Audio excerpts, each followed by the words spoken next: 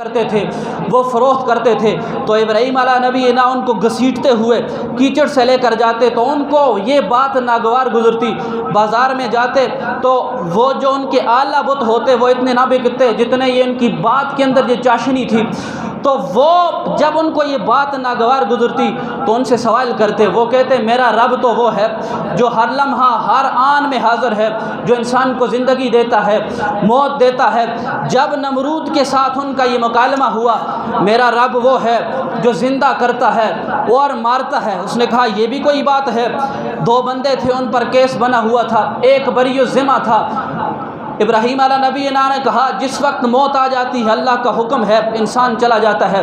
اس نے کہا دیکھو یہ میرے اختیار میں ہے، جو بری الذمہ ہے جس کے ذمہ میں گناہ کوئی سرزد نہیں ہوا ہے وہ پاک بندہ ہے، میں اسے قتل کرنے کا حکم دیتا ہوں۔ اس نے قتل کر دیا گیا۔ جو معصوم ہے معصوم کو قتل کر دیا گیا، جو گناہگار تھا اس کو چھوڑ دیا۔ اس نے کہا یہ کام تو میں بھی کر سکتا ہوں، تم کہتے ہو میرا خدا ایسا ہے، یہ کام تو میں بھی کر سکتا ہوں۔ قربان جاؤں اس رب کائنات کے پیارے خلیل پر۔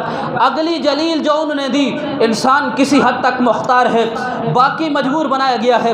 حیدر کرار سے پوچھا گیا انسان کو کتنا مختار بنایا گیا ہے، کتنا مجبور بنایا گیا ہے؟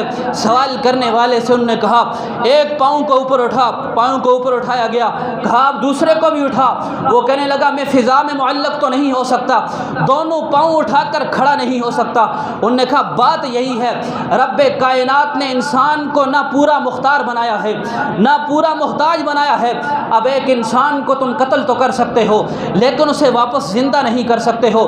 تو رب کائنات کے پیارے خلیل نے فرمایا میرا رب وہ ہے یاتی من الشمس فاتی بہا من المغرب، میرا رب مشرق سے سورج کو طلوع کرتا ہے، مغرب میں جا کر غروب کرتا ہے۔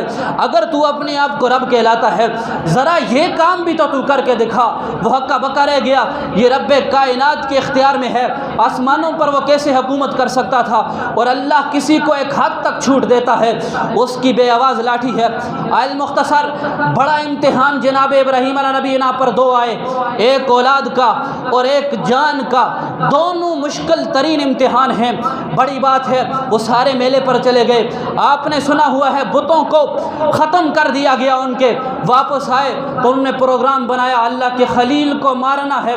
آگ کا علو جلایا گیا، کئی دن تک لکڑیوں کو اکٹھا کیا گیا، پھر منجنیق کے ذریعے جناب خلیل اللہ کو اس آگ میں پھینکا گیا۔ اتنے دن سے آگ چل رہی ہے، آگ کا کام یہی ہے بندے کو جلانا ہے، اس کی فطرت میں رکھا ہوا ہے۔ اب شیطان آتا ہے، ہر لمحہ اس کی یہ خواہش ہوتی ہے انسان کو کسی نہ کسی طریقے سے وسوسات میں ڈالا جائے۔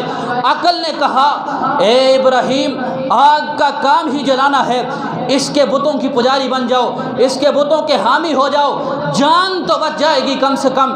اگر تمہاری جان چلی جائے گی اسلام خطرے میں پڑ جائے گا، دین اسلام کی تبلیغ کون کرے گا؟ ایسا کرو نمرود کے ان بتوں کی تائید کر دو۔ کہا نانا میں وحدہ لا شریک کی توحید کے نغمے الاپنے کے لیے یہاں پر آیا ہوں، اس کی تابعداری کرنے کے لیے نہیں آیا ہوں۔ پھر عقل نے ابراہیم کو جھنجھوڑا، اے اللہ کے خلیل یہ آگ کا کام جلانا ہے، تم جل جاؤ گے، جان ختم ہو جائے گی، اسلام کا نام مٹ جائے گا، اس بندے کی تائید کر دو۔ انہوں نے کہا نہیں نہیں، جناب ابراہیم علیہ نبی نے کہا عقل بولا کہ بڑی شے جان ہے، اے ابراہیم تمہاری جان بڑی چیز ہے، جان ختم ہو جائے گی تو سب کچھ ختم ہو جائے گا۔ عقل بولا کہ بڑی شے جان ہے، جو کائنات کے رب کے ساتھ عشق حقیقی کا تعلق تھا، عشق بولا یہ میری جان یار پہ قربان ہے۔ پھر جناب والا عقل نے دستک دی، اے ابراہیم جل کر خاک ہو جاؤ گے۔ جناب ابراہیم علیہ نبی نے اپنی عقل کو جھنجھوڑا اور کہا تو مجھے سمجھا رہی ہے آگ کو جلانا اس رب کائنات کا کام ہے، آگ کو بھجانا اس رب کائنات کا کام ہے۔